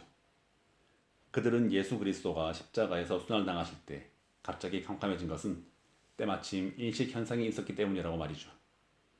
제법 똑똑한 척하는 이런 엉터리 설교자들이 도처에서 횡행하고 있으니 통탄할 일이죠. 하지만 그것은 일식 현상이 아니라 태양이 스스로 그 빛을 거두는 것입니다.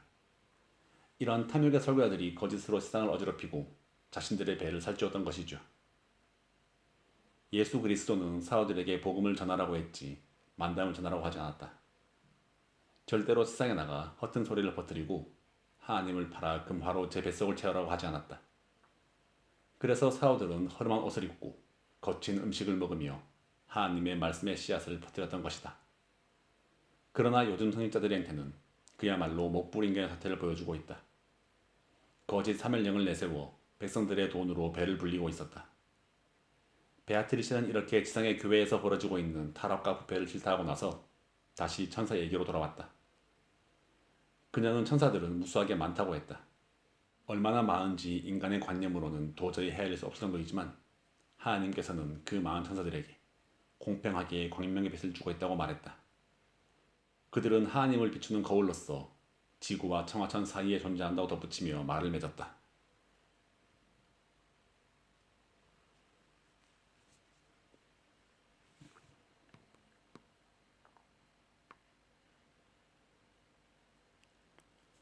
새벽에 여명이 밝아오자 천상에서 빛나던 별들이 그 빛을 잃어버리고 시들고 있었다.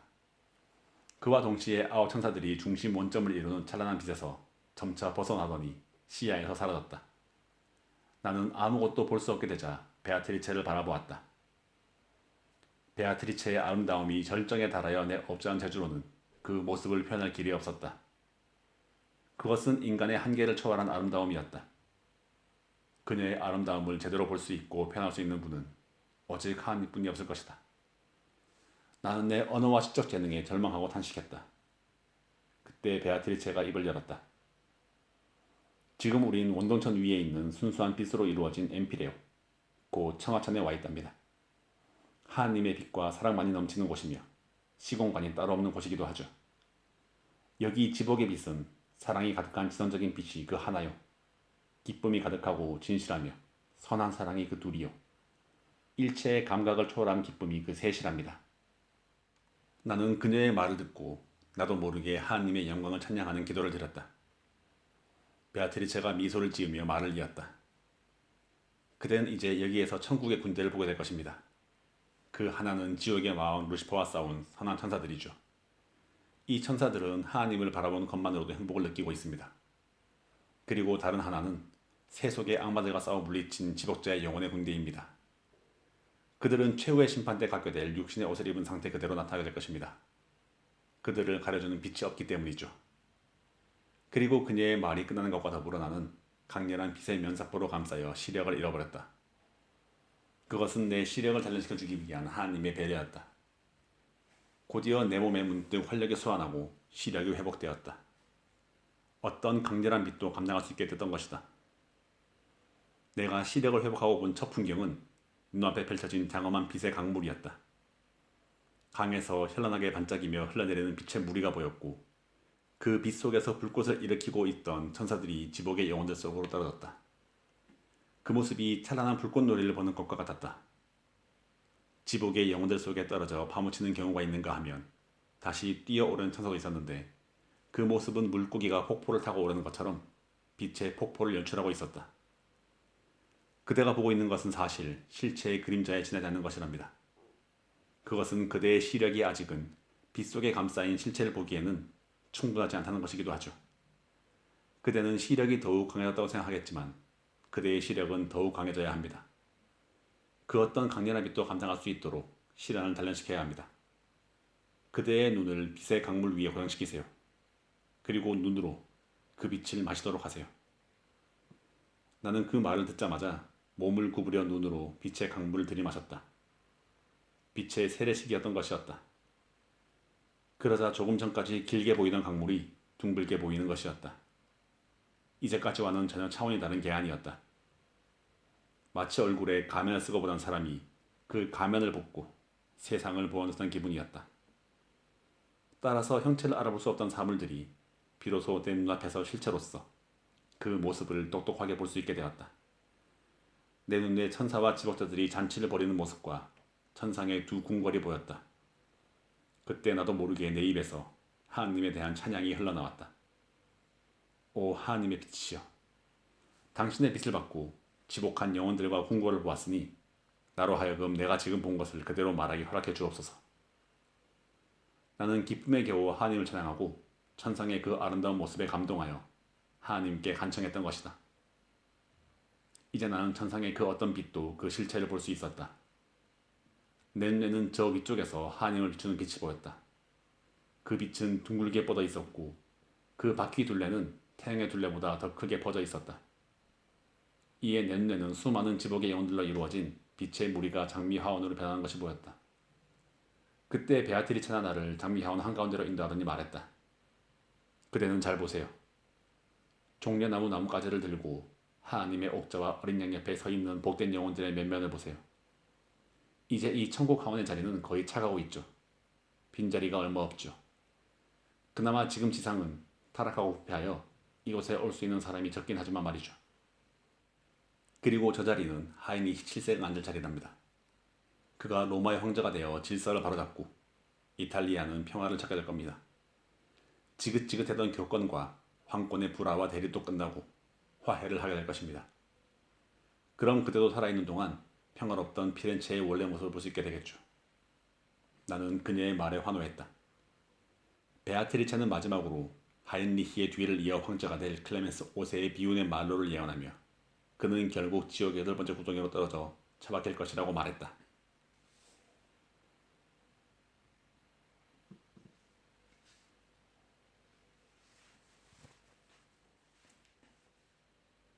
나는 천국의 최고천인 청하천에서 빛과 불꽃과 꽃으로 어우러진 아름다운 세계를 보고 있었다. 그리스도의 신부는 교회이며 동시에 지복의 영혼들로 표상되는데 이들이 천국에서 하얀 장미의 화원을 이루고 있었다. 그리고 나는 장미 화원의 꽃잎 속을 드나들며 벌집에 꿀을 퍼 나르는 꿀벌들처럼 날아다니는 천사들의 모습을 보며 놀랐다. 천사들은 교회 성도들 사이로 하나님의 사랑과 평화를 퍼 나르고 있었다. 그러나 이 많은 무리들도 나로 하여금 하나님의 시야나 찬란한 빛을 막을 수는 없었다. 나는 온몸으로 전율하며 경이로움과 환희에 사로잡혔다. 그것은 마치 북방의 이민족들이 로마를 침략했을 때 로마의 위용을 보고 놀았던 것과 같았으며 내가 느끼는 천국의 기쁨은 우여곡절 끝에 마지막 목적지에 도착한 순례자들이 느끼는 기쁨과 같았다. 나는 순례자가 성전의 아름다움을 보고 놀라듯이 환희와 기쁨에 휩싸여 어리둥절할 뿐이었다. 순례자처럼 여행의 피로도 잊어버린 채 빛 가운데로 걸어갔다. 그 속에서 나는 광대한 천국의 장엄하고 아름다운 풍경을 일별하며 경이로움과 강한 호기심을 느꼈다. 그래서 지금까지 그랬던 것처럼 무의식적으로 베아트리체를 돌아보았다. 그러나 당연히 거기 있을 줄 알았던 그녀는 거기에 없었다. 내가 심한 낭패감을 느끼고 있을 때 내 시야에 지복의 영혼들처럼 흰 옷을 입은 한 노인이 나타났다. 나는 망설이지 않고 노인에게 물었다. 베아트리체는 어디에 있는지요? 노인은 마치 내 질문을 예상하고 있었던 듯이 자유로운 목소리로 말했다. 그대의 소망을 들어주기 위해 베아트리체가 나를 이곳으로 오게 했다오. 나는 다시 베아트리체의 행방을 물었다. 그러자 노인은 손가락으로 위쪽을 가리키며 말했다. 눈을 들어 저 높은 곳을 보시오. 그녀는 지금 장미화원 맨 왼쪽에서 아래로 세 번째 층에 있죠. 그녀가 쌓은 공덕으로 인해 마련된 옥자에 앉아있는 것을 볼 수 있을 것이오. 나는 눈을 들어 아름다운 장미화원 위쪽을 바라보았다. 거기 베아트리체는 하나님의 후광을 받으며 여전히 아름답게 빛나고 있었다. 그 모습에 내 입술에서 그녀를 향한 찬가가 흘러나왔다. 오 사랑스러운 여인이여. 그대는 나를 위해 지옥에 그대의 발자국을 남기셨죠. 내가 연계를 순례하며 본 모든 것이 그대의 사랑에서 비롯되었으니 그 큰 은혜와 공덕을 알겠소. 그대는 나를 종살이에서 해방시켰죠.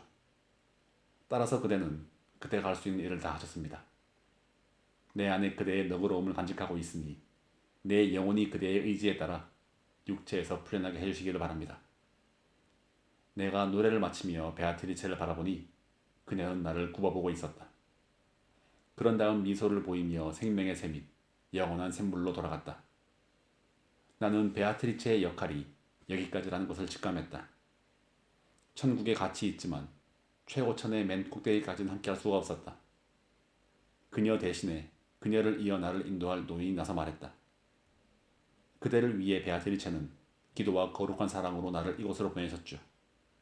그대가 마지막까지 무사히 천국을 순례하도록 내 기꺼이 안내하리라. 그대가 하나님의 은총을 받은 지복의 영혼들과 하나님을 직관할 수 있도록 내 역할을 다하겠소이다. 나는 노인의 말에 우선 감사의 예를 표한 후 물었다.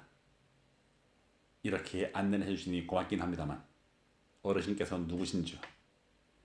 내 물음에 노인은 자신이 성모 마리아의 종이었던 베르나르두스라고 말했다.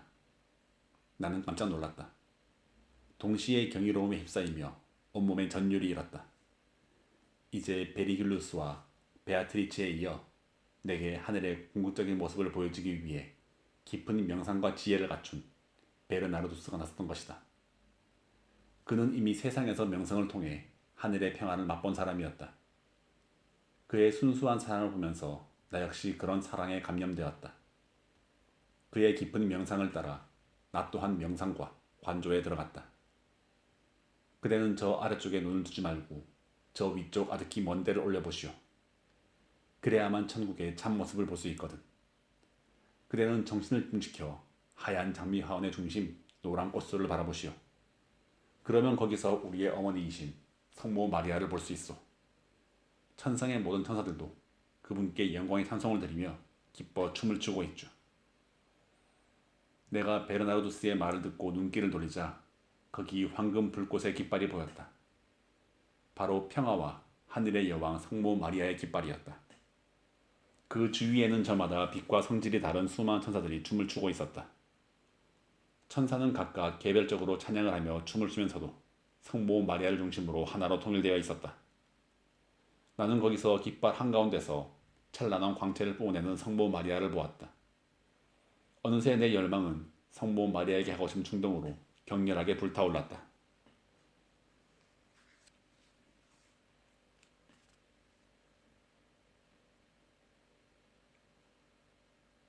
여기 청화천에는 하나님과 천사들과 성도들 그리고 축복받은 어린아이들이 살고 있었다.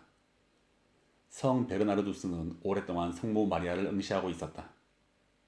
그에게 있어 성모 마리아는 마르지 않는 기쁨의 원천이며 샘물이었다. 베르나르두스가 시선을 거두고 나서 뒤를 돌아보며 하얀 장미화원을 채우고 있는 축복받은 영혼들을 소개했다. 물론 맨 위에는 마리아가 계시죠. 성모 마리아는 그리스도의 어머니일 뿐만이 아니라 하와로부터 비롯된 원죄를 저지른 우리 인류를 구원하신 분이기도 하시죠. 하지만 지금 당신의 발치에 앉아있는 하와를 너그러운 눈길로 바라보고 있죠. 원죄의 여인 하와가 성모 마리아와 가장 가까이 있는 연유를 그대는 잘 묵상해 보시기 바랍니다. 하와 아래에는 내 사랑 베아트리체와 야곱에게 시집을 갔던 라반의 딸 라헬이 자리하고 있었다. 그리고 그 아래 아브라함의 아내 사라와 이삭의 아내 리브가와 므낫세의 아내 유닛, 그리고 다윗의 증조모인 롯이 자리하고 있었고 마지막으로 일곱째 층에 히브리의 어린아이들이 있었다. 이들은 모두 위대한 왕 다윗의 가계에 있는 히브리의 여인들이었다.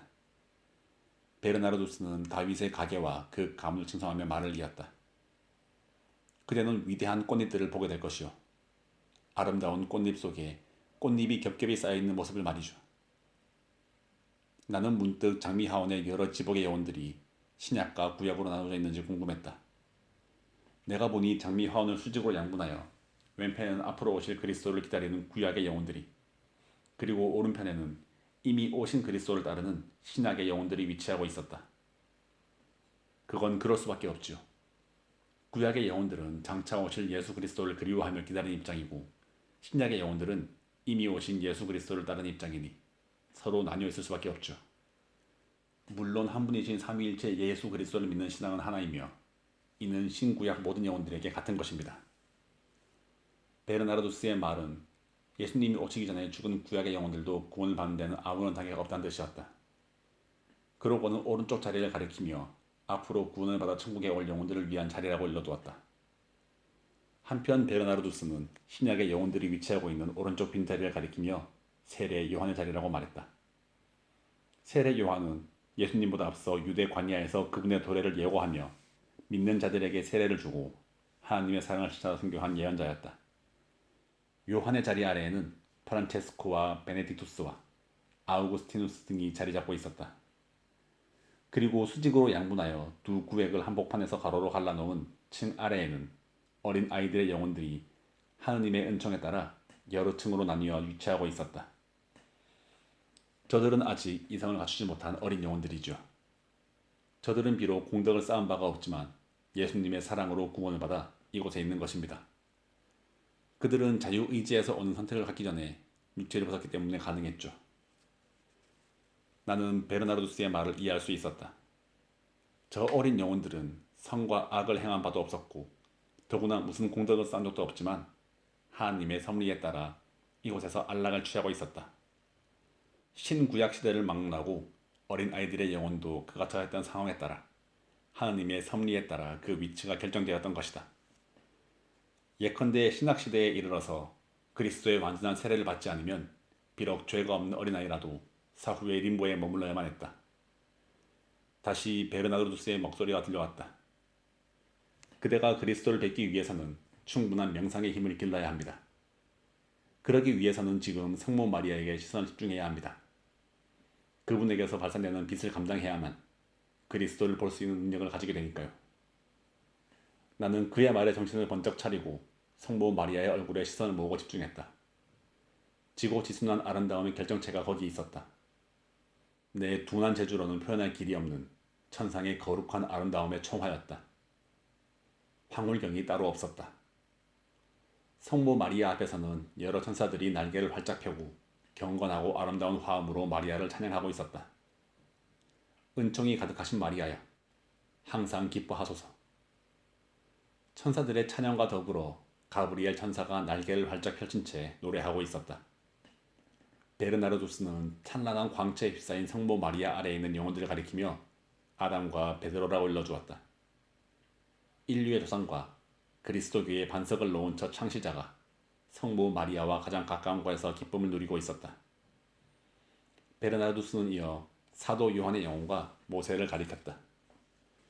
모세는 이스라엘 백성을 이끌고 이집트를 탈출해 홍해를 건넜고 광야에서 고난의 시기를 보내다가 젖과 꿀이 흐르는 가나안으로 들어가기 전 여호수아에게 그 바통을 넘겨준 구약의 전설적인 인물이었다. 베드로 맞은편에는 성모 마리아의 어머니 안나의 모습도 보였다. 그녀는 자신의 딸인 마리아가 동정녀의 몸으로 잉태했을 때 그 거룩한 모습을 보며 호산나를 연호했다고 전해지고 있다. 아담의 뒤에는 내가 방황했을 때 베아트리체에게 달려가 나를 구하도록 부탁했던 고마운 인연의 여인 루치아가 앉아 있었다. 그녀는 일찍이 하나님에게 동정 서원을 했으나 배교를 강요받고 감옥에서 고문을 받는 등 고난 속에서도 신앙을 잃지 않았다. 이렇게 되자 감옥의 집정관은 화형을 시키려고 장작을 쌓고 매달아 불을 질렀으나 뜨거운 불길 속에서도 타지 않고 멀쩡하게 서 있었다. 결국 당황한 집정관은 형리를 시켜 잔혹하게 목을 잘라버렸다. 마지막 숨이 끊어지기 전에 영성체를 받고 순교했다. 일설에 따르면 그녀의 두 눈을 도려냈다고 한다. 그래서 흔히 세간에서는 접시에 자신의 눈동자를 들고 있는 모습으로 묘사되고 있는 선녀였다. 나는 이런 거룩한 순교자의 도움을 받았던 것이다. 나로서는 베아트리체와 함께 잊지 못할 여인이었다. 나는 그녀에게 감사의 인사를 드렸다. 이렇게 한참 루치아에 대한 상념에 빠져 있을 때 베르나르두스의 목소리가 들려왔다. 이제 그대의 마지막 순례의 일정이 막바지에 와 있소이다. 그러니 하나님의 원초적인 사랑으로 눈을 돌려 집중하도록 하세요. 그래야만 하나님의 눈부신 광채로부터 그대의 눈이 멀지 않을 것입니다. 그리고 성모 마리아에게 간구하세요. 하나님을 대면하기 위해서는 그 방법밖에 다른 길이 없습니다. 모든 허물은 다 벗어던지고 오직 사랑에 기대어 나를 따라오세요.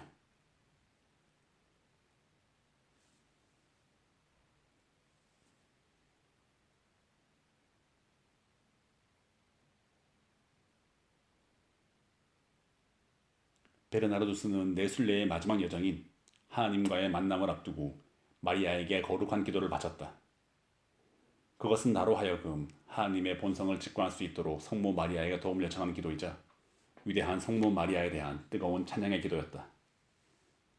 동정녀 어머니시여, 삼위일체이신 예수 그리스도의 어머니이자 그 따님이시여, 어느 피조물보다 겸손하지만 더 높은 분이시며 영원한 성지에 흔들림 없는 끝이신 분이시여, 당신은 인간의 본성을 고귀하게 높이신 분이시기에 창조주 하나님께서 스스로 피조물이 되시는 것을 꺼려하지 않으셨습니다.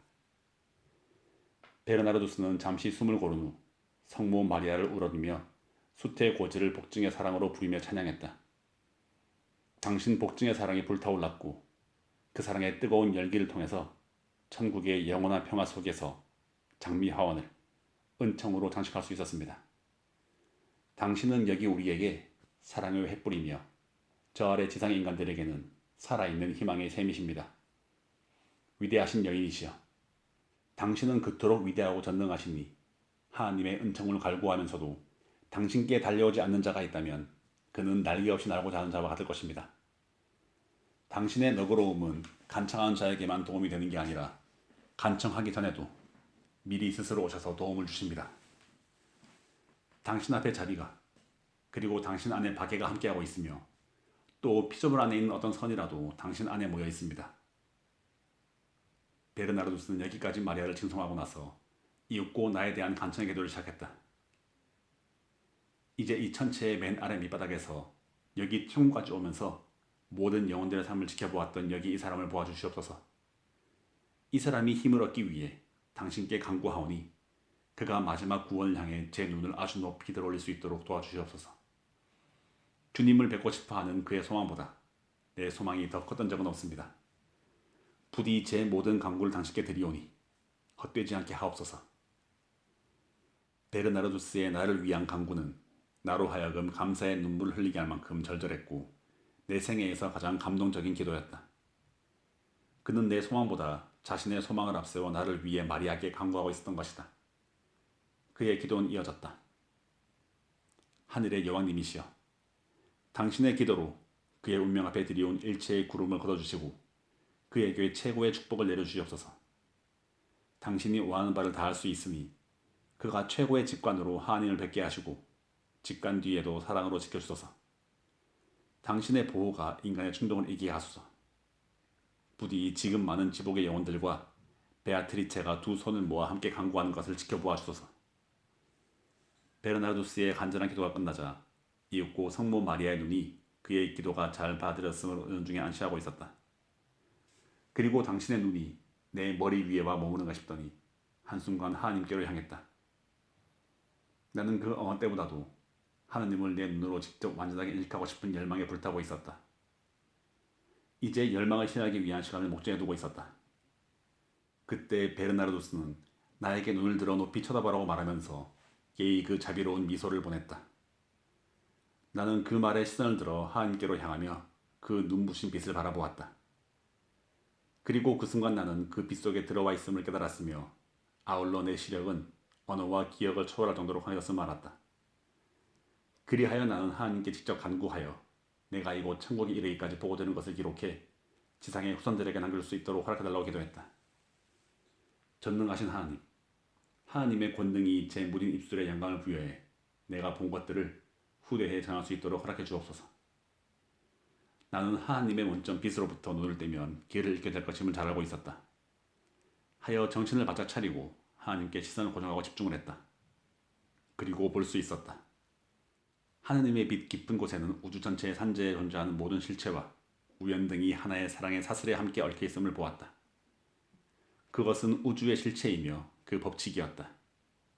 그 법칙에 따라 삼라만상이 하나님의 본체 속에서 하나의 책처럼 서로 합쳐지고 있었다. 이곳 천국의 어진 영혼들의 빛도 하나님의 빛에 비하면 하나 티끌에 지나지 않았다. 하나님이 주하시는 이 장대한 우주의 광경을 보면서 나는 형언할 수 없는 희열을 느꼈다. 나는 하나님의 빛을 바라보면 볼수록 빛의 장막을 투구하여 그 신성하고 거룩한 모습을 보고 싶은 열망이 불타올랐다. 왜냐하면 의지의 목표인 모든 선이 하나님 앞에 모여 있었기 때문이다. 우리가 그 하나님의 빛 안에 머물면 완전하지만 벗어나는 순간 결함투성이의 불완전한 인간일 뿐이라는 사실을 깨달았다.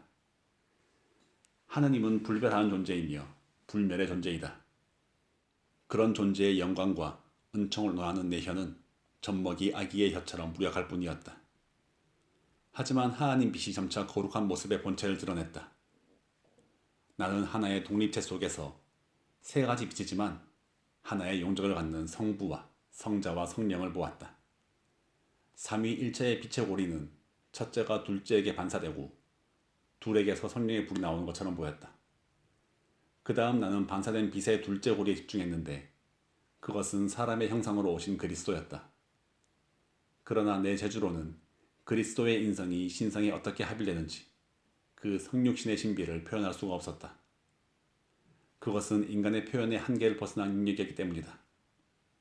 삼위일체의 거룩하고 투명한 빛의 본체로서 빛나는 지소하던 환상 앞에서 나는 힘을 잃었다.